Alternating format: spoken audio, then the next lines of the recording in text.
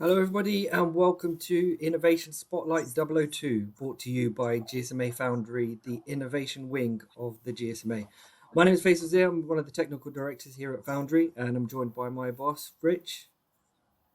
Hi there, Faisal. My name's Rich Cockle. I have the pleasure to be the head of the GSMA's Innovation Foundry. It's a super exciting place to be.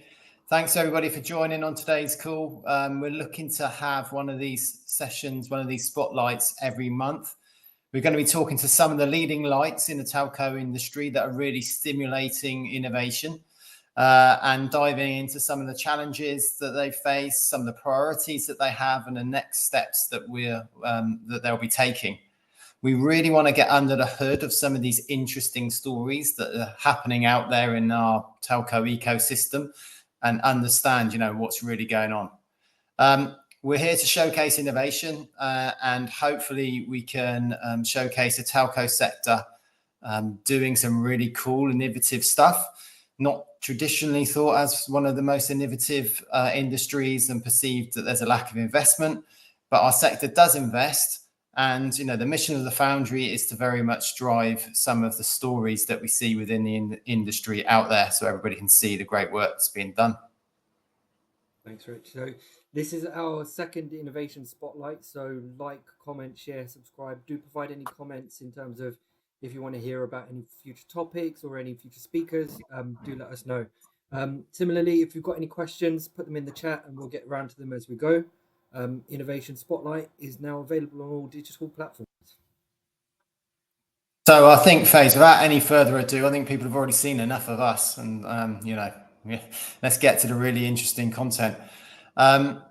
Today, we're going to delve into the topic that is quantum. I think, that's a new topic to a whole bunch of us. I'm an electrical engineer and I thought I might be able to understand it. But, took a few looks at some of the technology and then realized just how different and complex it is. So I'm super excited about what we're going to cover today. So without waiting any longer, can I introduce Marta from Qilimajaro Quantum Tech over in Barcelona? And hopefully we can hear some of your story. But I think we like to try and make these things a little bit more personal. We'll start off with. So I know you, Marta, you've got a fascinating story. You've obviously moved from healthcare. You've then taken the challenge of theoretical physics and understanding quantum computing, and then moved to be a CEO of the Qilimajaro. What a story. Maybe you could just share a bit of that with us now. Well, first of all, thank you very much for having me here today. It's a real pleasure, and I hope you enjoy as much as I do all the things about quantum. And now, briefly about me. Yes, I was a chemist. I was working as a chemist in research on drug design, so developing new pharma to deal with some diseases that are still nowadays not curable. For me, that was a very important purpose of my career after my studies. And the first step to do that is using computational means, is simulating those systems that are very complex, that are intrinsically quantum. Molecules are quantum systems. And I arrived to the frustration that there was not enough computing power to simulate the problems that I wanted to solve. And that was precisely what led me to explore alternatives. And that was the first time I learned about quantum computing. And back then, for chemists to jump there was a bit difficult. So I decided to pursue PhD in physics and specialize myself in the theory aspects of quantum computing, and also an engineering degree in computer engineering, specializing myself in computer architectures. And that's what brought me into here. So there's three aspects: the use case, the algorithm, the application, the physics, the future of quantum, and also the present, how computers work. What I try to use to make a bit of a contribution to the field, because I think it's going to be a truly revolutionizing field for society in general. Yeah, that's fantastic. And it's just amazing that you have that real problem that you wanted to solve and you actually took the steps to go and find a way that you could actually contribute. It's absolutely amazing. And I can't wait to hear more about it. But first of all, obviously the GSMA's Foundry, we met because of something called the 4 Years From Now Awards, which we had the privilege to sponsor back at MWC 24.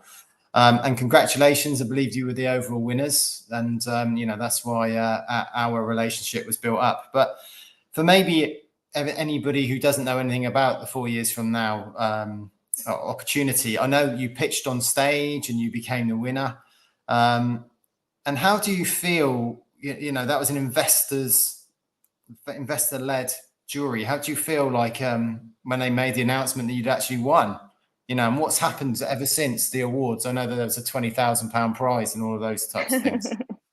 It was an amazing experience. To be honest, when I arrived to the venue at the 4 years from now during the Mobile World Congress, the stage was very, very impressive. Everything felt so really, really, really important. It felt like a super show, and I love the fact that there was a lot of innovation, a lot of amazing startups pitching there, and also surrounding the event in general.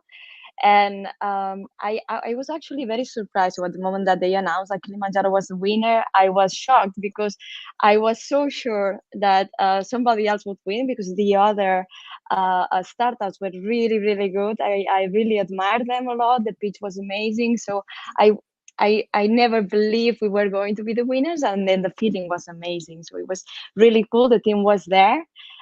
Big part of the team was there, so it was a great opportunity to also share it with them, because at the end of the day, this prize is not mine, it's of the team. And it was a truly good experience. And since then, many things have happened. So it felt very important, but it was also very important because we immediately had a lot of media exposure. So we were all over the news, and it came in a very important time for Qilimanjaro, because we are in this inflection point of growth at the moment.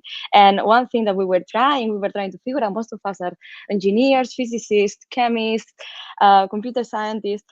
We didn't know very well how we can get more known to the outside. How can we get more traction? How can we become more international, if you like, the marketing strategy at the end of the day. And the 4 years from now was the perfect ignition for that, because now we just only have to follow what we started there.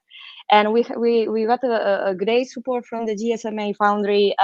Since then we started interacting with all of you guys. You came to visit the lab. It was very good to have certain conversations, to see how we can collaborate further. So it's really, really exciting. A lot of things going on, a lot of exposure.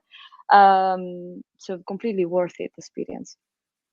Yes, fantastic. And just for those of you who might not be aware, but 4 years from now, it's actually part of the GSMA's Mobile World Congress Barcelona event, which happens in February every year. Over 100,000 people participate, and 4 years from now is really the startup section of that area of that event. So super exciting, and some of the stuff that you can see there is really super cool.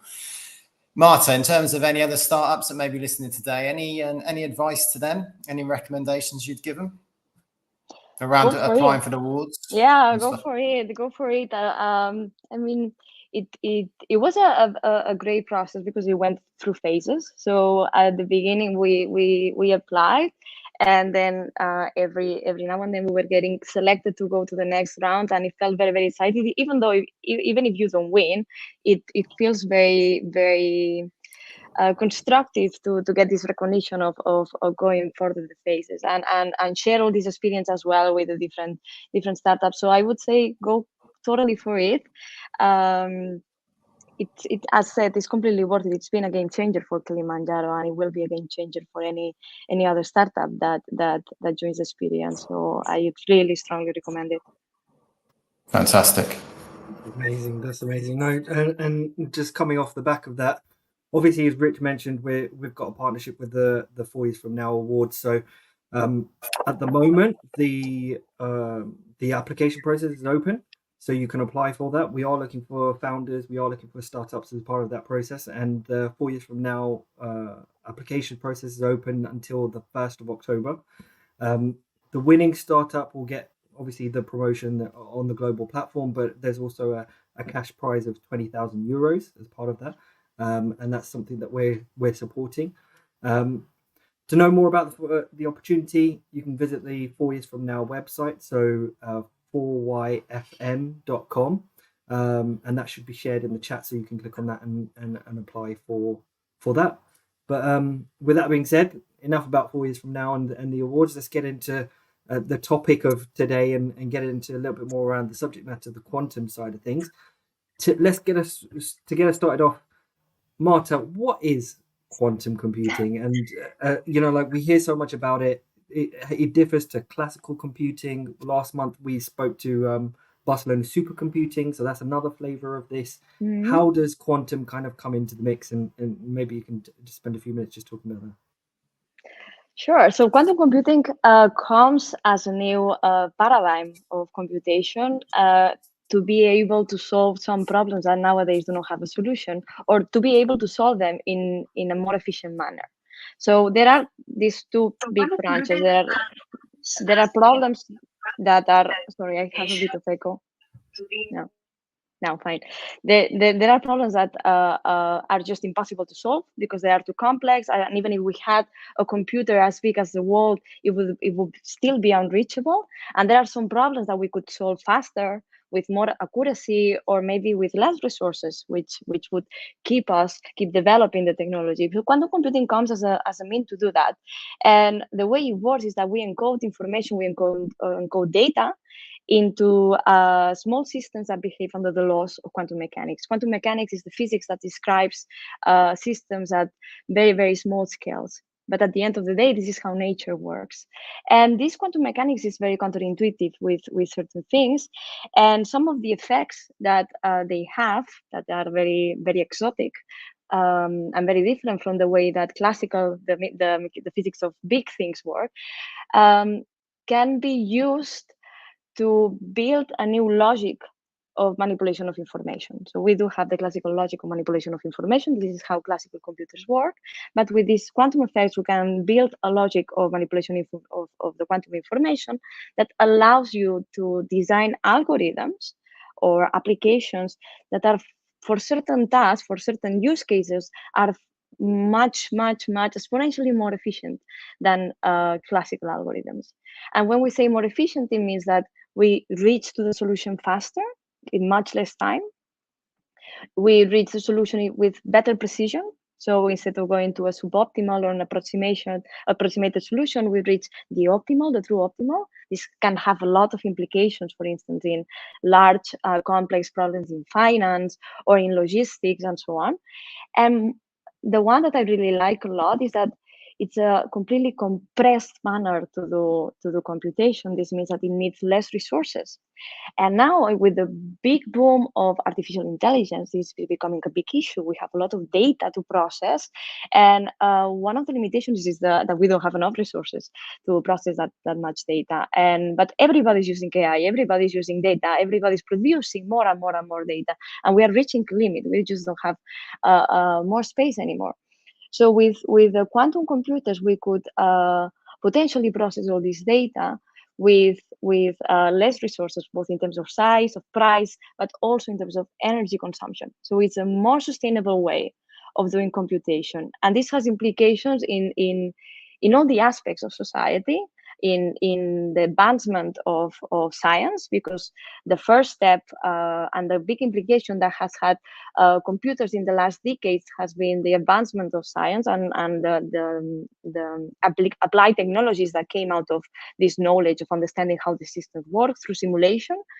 That's one thing. So we keep pushing into that direction, so society can keep advancing in the knowledge of nature and the universe, but also we can solve problems faster, more efficiently, and keep giving solutions to the increasing demands of a society that wants to be more digitalized every day. So it's really important to start thinking about alternatives, because this will just go bigger, and quantum computing, I think, is going to be the alternative. Yeah, and I think that's one of the things that kind of excites me about the technology is, problems that would have taken years. It no longer is the case that it will do that when we look at quantum computing. Cool. Obviously, we've got Barcelona Supercomputing Center, and just to try and quantify it, what kind of timeframes and what kind of differences can we see in terms of the difference between classical computing, supercomputing, quantum computing, just kind of Yes. that sort of thing. So we often see the mistake of people thinking that quantum computers will substitute classical computers or supercomputers. I don't think that's going to be the case. So what we have at the Barcelona Supercomputing Center is an amazing piece of architecture. Keep in mind that the Barcelona Supercomputing Center is one of the largest, most powerful supercomputers in the world. So this is unbeatable. And we don't have to think about quantum as a complete substitute, that these supercomputers will become obsolete. That's not the case. So quantum will be accelerators. And in the same way that now the Mare Nostrum 5 has a lot of GPUs accelerating the CPUs for certain tasks, we will see the quantum processing units, these QPUs, accelerating these CPUs and GPUs. So we will see hybridization of technologies. And in fact, Qilimanjaro has delivered to the Barcelona Supercomputing Center their first quantum computer. So at the moment, the users of the Barcelona Supercomputing Center are using a quantum computer that has been provided by us. Amazing. Wow, that's super impressive. In terms of Qilimanjaro, from a company perspective, then what's the primary focus? And I know you guys are really looking at things a bit differently to maybe some of the other companies that are out there. Maybe you could just share a bit about what that is and then why you chose that approach. Yeah. So quantum computing, we gotta be very, very, very clear with that. It's a field that it's just starting. So there's still many years of development ahead. And now it's just, at the moment, it's moving from research areas into the industry, and that's a very exciting time. But there's still no clear favorite or preference in terms of the hardware implementation, for instance. So there are many options in terms of hardware devices, how you encode your quantum system in which hardware, semiconductors, superconductors, photonics, MV centers, trapped ions, neutral atoms. I mean, there's a lot of diversity there. So there's a lot of things to explore in parallel. In the same way, most of the available quantum computing solutions in the market have been focusing in one paradigm of quantum computing, which is called digital quantum computers. These digital quantum computers is very nice because it's quite similar to the way we manipulate information with classical computers. You encode your problem into a circuit, which is a sequence of gates that apply a logical operation into your information units. And at the end of the day, you measure the output, and that's the result of your problem. That's your solution. So this is the way digital quantum computers encode the problems, and it's a very smart, intuitive way of doing it. The problem that we are seeing after some decades of development into that direction is that those are very sensitive to errors. So errors are a big issue for quantum computers. And because of quantum mechanics, because those systems are quantum mechanical systems, it's very difficult to correct for these errors, to implement what is called quantum error correction protocols. We will eventually see these quantum error correction protocols implemented because they are very necessary in order to harness any practicality or any quantum advantage from these devices. But this will take still some years because it's a very hard technological challenge. So because of that, what we decided in Qilimanjaro is to pursue a completely different path. So there are now still many fields, many venues of exploration, and we were determined to follow one that we believe is going to be very relevant. And we learned this a little bit from the history of computing. So the first classical computers that provided practical applications were analog, and they were also dedicated to specific use cases. So they were not universal general purpose computers that worked under the digital control. They were analog app-specific devices. So in Qilimanjaro, we do quantum analog app-specific integrated circuits. We do what we call QASIC. And this is our differentiation. This is our value proposition, because analog control of quantum computers allows you to bypass up to certain levels the errors. So it's more robust. So we think this can bring applications in a shorter time frame. And because if you think about the core idea of quantum computing, how it appeared, it was through Richard Feynman defending that if you want to simulate nature, because nature is intrinsically quantum, you better use a quantum computer. Nature is not classical. And if you use a system, a computer that behaves under the laws of classical mechanics, you won't match the complexity that you need to simulate certain problems. And we like to add to this Richard Feynman statement that the same way that nature isn't classical, is not digital either. Nature is analog. Nature behaves in a continuous manner. So we believe that for certain problems, if you want an accurate description of them, you better use an analog quantum computer. And that's the main focus. And we think that they are very complementary with classical supercomputers, such as the one at BSC, very complementary with the future error-corrected digital quantum computers, because the systems that we develop are focused on specific applications. And what are these applications? So it depends on when we expect to start providing advantage or benefits for them. I separate them in three main areas. One is AI, training of artificial intelligence models, of neural networks. This is becoming a big issue because it takes a lot of resources. And we believe that with our systems, we can do this more efficiently. The second one is simulation. So simulation of natural processes in physics, materials, chemistry, and so on. This allows you to keep advancing in applied technologies and understanding very well systems in the pharma, in the materials, in all these industries that really need to keep advancing the understanding of quantum systems. And the third one is optimization of very large complex problems that are present in literally every industry I've spoken with, from logistics to finance to energy to telecommunications to in defense, in everything. Everything has a very hard, complex optimization problem that they will benefit in solving in a shorter, more efficient, or more sustainable way.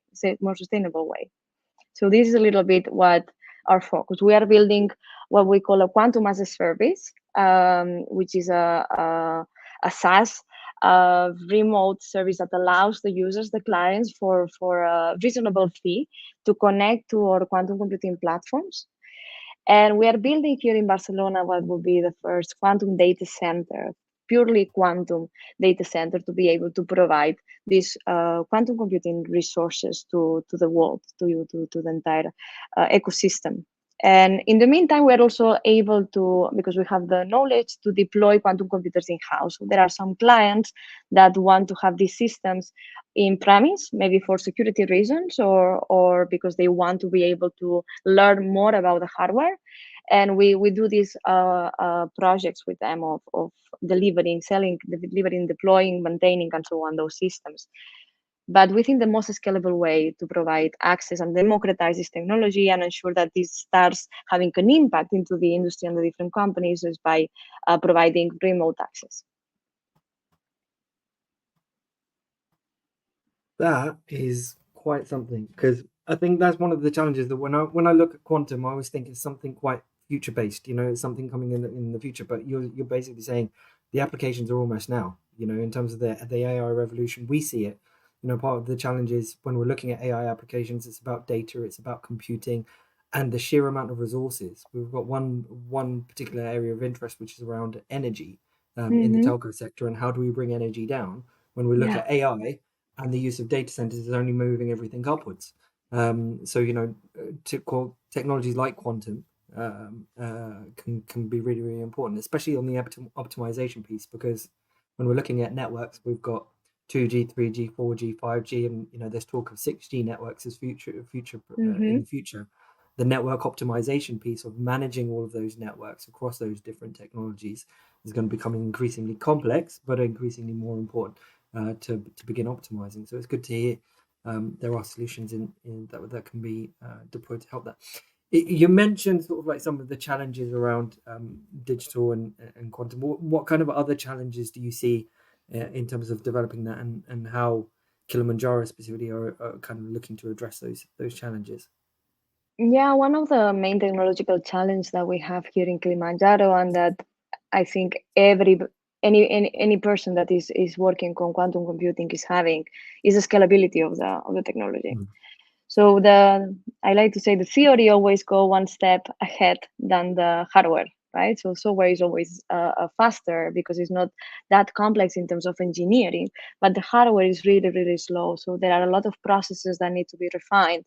And at the moment, the way we produce chips is in a completely manual manner. So it's not like in the semiconductor industry that you have very high robust yields because you have these foundries producing massive scales of chips that they are very precise.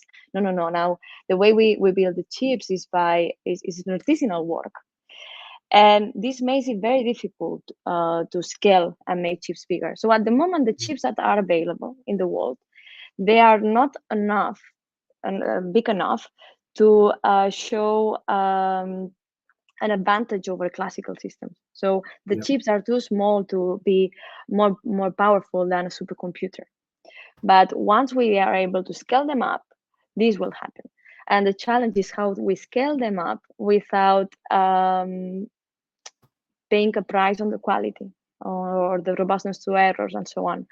And this, the way we have to tackle this is by putting a lot of focus on developing fabrication processes. And we do this partly in-house, so we do have a fabrication team that works into that direction, but we also rely a lot on collaboration with bigger experts in the industry. So this is something that it doesn't make sense that every quantum computing company has their foundry. So we need to start collaborating with chip foundries and clean rooms in understanding how we can industrialize those processes such that we can start having methodologies that are very resilient and very scalable and start having chips more and more and more powerful, bigger, and more precise. So we are now in this transition. So we just went in the last I would say 10, 20 years in transition between academia and the industry. Now we need to do this transition in going in the fabrication area in order to be able to industrialize the hardware production, because that's going to be the limiting factor. And we need to unify these efforts in order to accelerate not only one single company but all the ecosystem.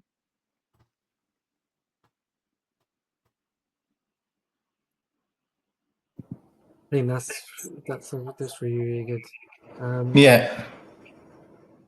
So I was just going to ask Marta just about, he's touched on some of the applications which you talked about and where it could be applied.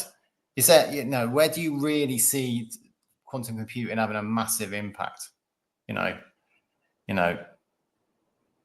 benefiting most from it? I think it's hard to say. It's hard to say because we are still trying to identify what is this killer app. But I like to think of these three aspects of AI, simulation, and optimization. I think AI will have a huge implication. Now AI is everywhere. So the problem I have to answer this question is that the applications of quantum computing are really transversal. So they are not targeting a single industry or a single problem. They are really, really transversal. So AI is everywhere at the moment. Optimization problems are everywhere. Simulation problems are more focused on research and development, are more present in maybe in the pharma industry, the materials industry, and so on. But the other two are really, really transversal. So I think AI will have a huge impact, the capacity of doing data processing in a more efficient manner at all areas. And I think simulation, the way we do simulation and expand the knowledge of our surroundings will be the next big application that will have a lot of impact to research. I think it will have a lot of impact for universities, for development areas in large companies and innovation teams.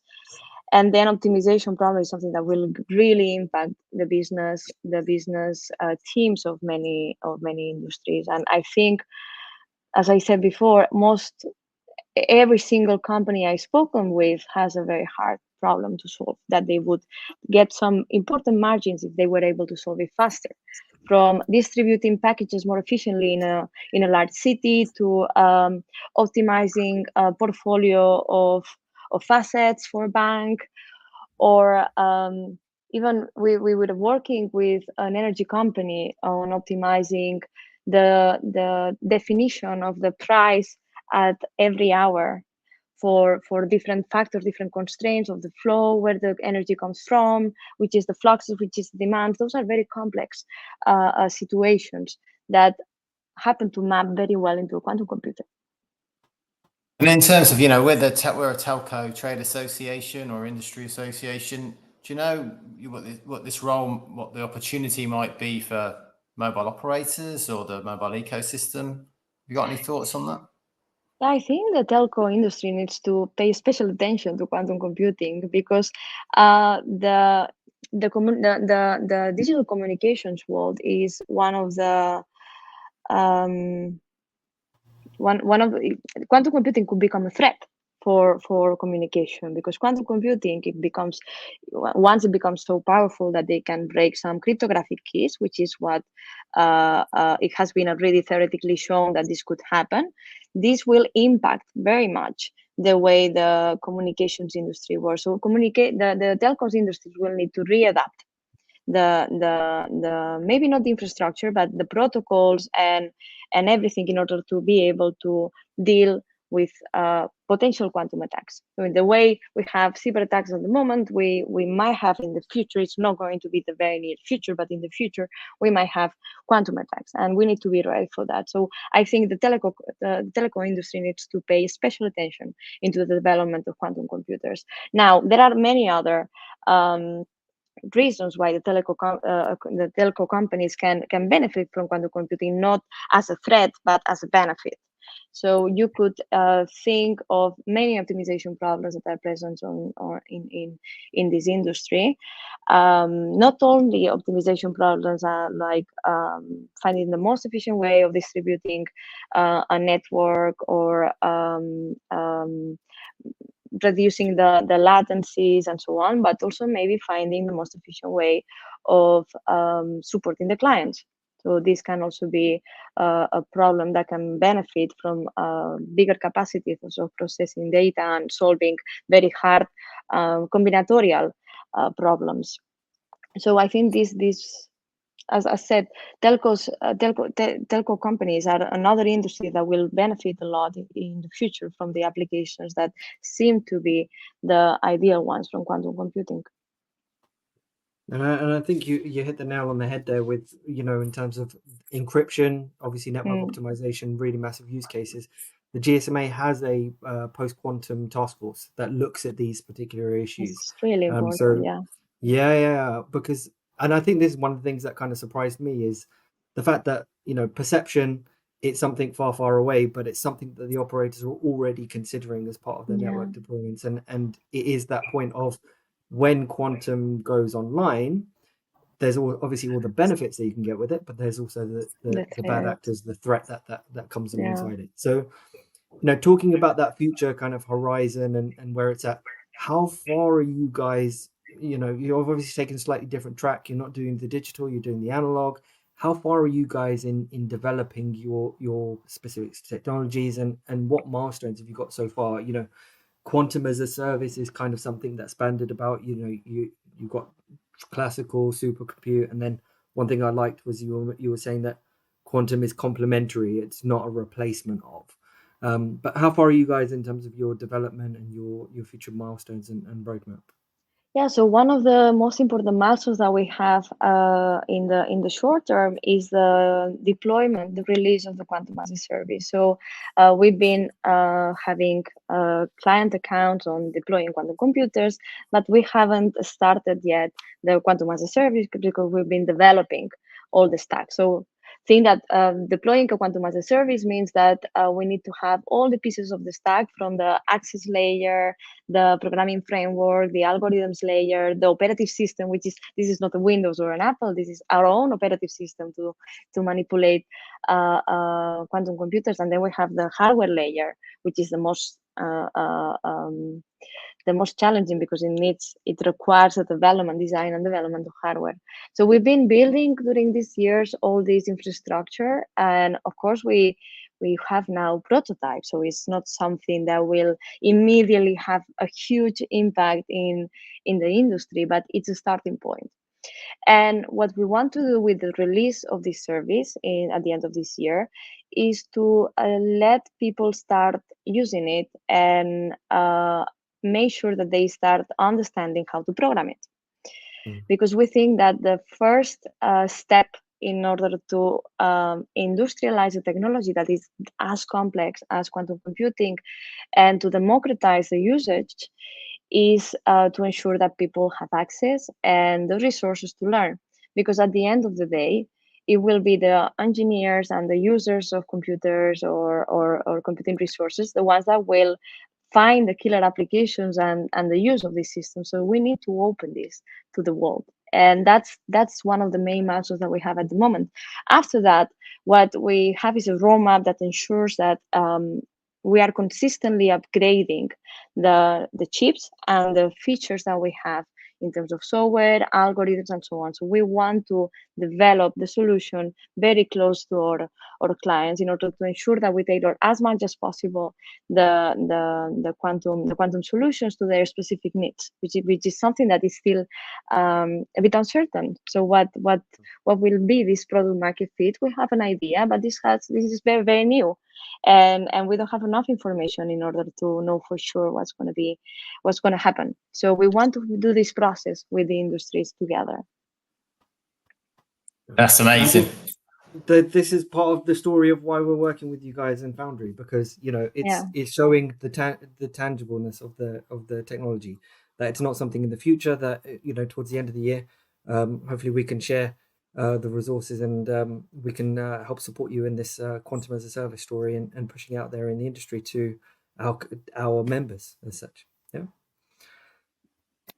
Yeah, so I was just going to ask finally, just before we give the audience opportunity for questions. So if anybody does have any questions, please do put them in the chat, and then we can make sure we take advantage of Marta being here. But, looking ahead, what's your predictions for the future of quantum computing, and how do you see Qilimanjaro contributing to that future?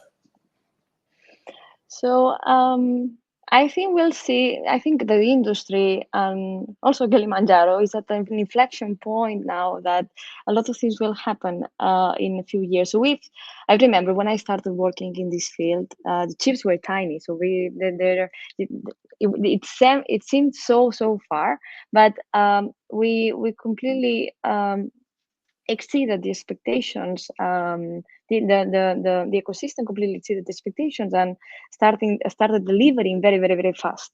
So you see now the progression of development of the technology, and it goes exponentially fast. It's really, really amazing. So when you have the excitement, the team, the investment, and so on, things move really fast. So I think that this will take less time than I originally thought.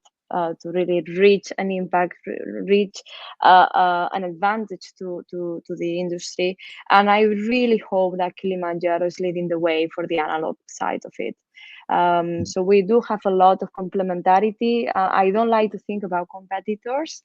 I think it's too early to think about competitors. We are all working towards the same goal with different approaches. I think there are very few approaches that are close to ours. So I would even say that Qilimanjaro does not have a very direct competitor. Of course, we have competitors in terms of companies that are developing quantum computers with the same goals, but with completely different approaches. So in that sense, I think it's a very exciting moment, a very collaborative moment, where we really need to push all together for this industry, because this will have an amazing impact. And I like to look at the positive, not on the threat of quantum computers. I like to think about the amazing impact that this will have into society, and not only on the industry side, but also on originally as I came to the health science, to being able to develop new drugs and to cure diseases that nowadays do not have a cure.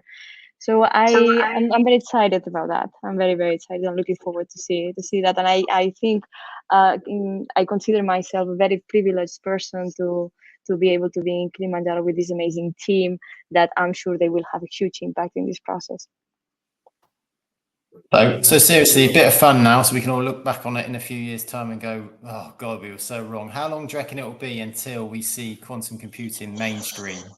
That's $1 million question. I'm gonna say I used to say 10, 15, 20 years because there's a lot of challenges. I think now we are in the right moment to start working on this very hard and put a lot of effort, but there's still a lot of challenge. But this has changed, and I now dare to say publicly, I'm a bit, yeah, okay, I'm gonna say it. I would say let's wait for 5 years, maybe what happens. Wow.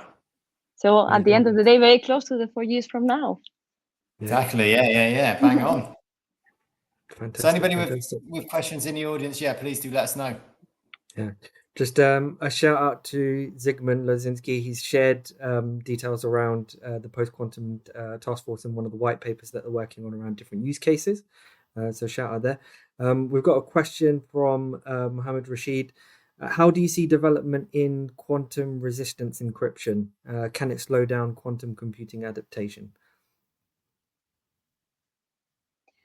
How do you see development in quantum resistance encryption? Can I slow down the quantum computing adaptation? I think those are two completely different things. So one thing is crypto and the post-quantum cryptography, which is very important in order to be ready to protect ourselves from potential threats from mean people. And the other one is quantum computing. So they come in parallel. Of course, the quantum computer is going to be the threat for the cryptographic keys, so for breaking current cryptographic keys. But they come separately. So I don't think one impacts very much the other than there won't be a threat and need for post-quantum cryptography until we have a quantum computer. Okay, cool. I think we got another question coming in. Yeah. Will quantum computers break encryption one day as a result of converting data to light particles and beam? Well, that's just gone above my head. That's yeah. Marta, you got to help us with this one. Okay. So breaking encryption is a very general statement. So it depends on the method that you use to encrypt data. So you have different methods, different cryptographic keys, and we've seen that there are some of these cryptographic keys that rely a lot on factorization. And factorization is a very hard mathematical, very simple problem, but very hard to solve with computers. And it's the result of having a number, breaking up this number into multiplications, and it's a very inefficient way. It's a very inefficient problem with classical computers, but it's a very efficient problem with quantum computers. So keeping in mind that many cryptographic keys rely on this type of encryption, this will mean once a quantum computer is there that can solve this reverse multiplication problem, will mean that we could break them. But this doesn't mean that we'll break encryption in general, because there are some keys, cryptographic keys, that are protected against those attacks, and maybe they don't rely on factorization, they rely on other things. So there's hope. So it's not the case that quantum will kill all data protection in the world. It's only the case that we need to start thinking on protecting ourselves for the future, because changing encryption, changing all these protocols that are so established in our day-to-day, in the industry and government and so on, will take some time. So we need to start thinking about it, because you never know when this will come up. Yeah. I feel like we've only scratched the surface of the quantum story, because we could go on for hours talking about this, and loads of questions coming in. Just to kind of wrap it off on a bit of a lighter note, if you could collaborate with any scientist or research center in the world, who would it be and why? Even thinking historical or even current day. I would like to collaborate with Richard Feynman, because I think he would like what we're doing here. I think he would like this pursue of a little bit the thesis he had, the original idea he had on developing quantum computers to simulate nature. And I would like to see his contribution on the analog side. So I would really love to have a chat with him. Fantastic. I think the legend in AI and quantum computing. So it's good to hear. Okay, loads of questions coming through. I think we could continue. Feel free to keep those questions coming through. Marta, it's been amazing. I'm sure we'd love to have you back to maybe do a little bit of a masterclass on quantum and diving in a little bit more, because it's such a fascinating topic, and so good to hear that it's Absolutely. I love that. Just let's organize that. Fantastic. Rich, over to you to close. Yeah, well, I just want to thank Marta, obviously, first of all, for coming and taking part in this, and letting us be part of what you're doing in terms of the GSMA Foundry, watching and learning and being enabled us to share these things. We do a lot of work around, as been mentioned and posted in the chat, quantum, particularly around the encryption elements of it within the GSMA. So please do come and get involved in the GSMA to activities to maybe take it forward. Obviously, in the Foundry, we're always looking for new innovative ideas that we can use to share with the industry to hopefully stimulate more innovation and share the learnings with the rest of the ecosystem. So if you have any ideas, then please do come and get in contact with us at the GSMA Foundry. And we've got our website, so please do take a look just to learn a bit more. I think that's it from me. Faze, final words from you? All good. Speak to you soon. Thanks very much, and join us next month. Thank you Cheers, very much. guys. Bye-bye. Cheers, Marta. Take care all. Bye-bye.